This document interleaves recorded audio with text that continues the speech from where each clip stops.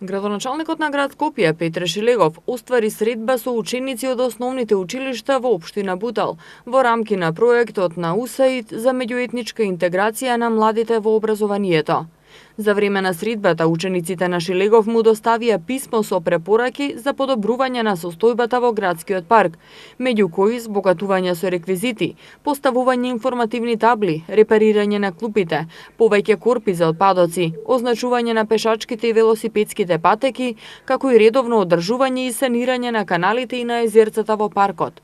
Шилегов ги запозна учениците со редовните активности на град Скопје за одржување на градскиот парк, како и со плановите за негово дополнително разубавување.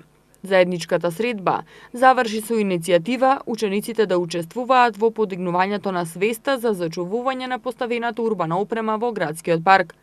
Градскиот парк во Скопје е најголемиот парк во Македонија кој се простира на површина од 486.000 метри квадратни.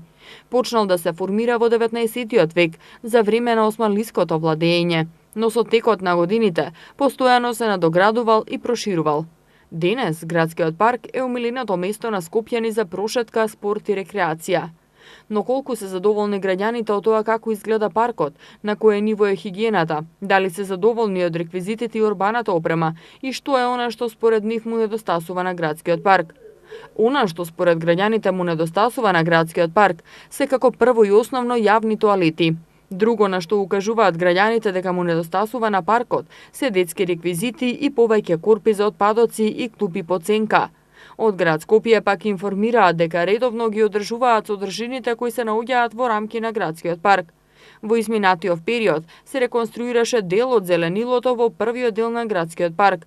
Се изврши голема акција за замена на урбаната опрема, клупи и корпи за отпадоци, а во наредниот период, за прв пат по повеќе децении, ќе се реконструира и сцената и конструкцијата на популарната школка, информираат од град Скопје.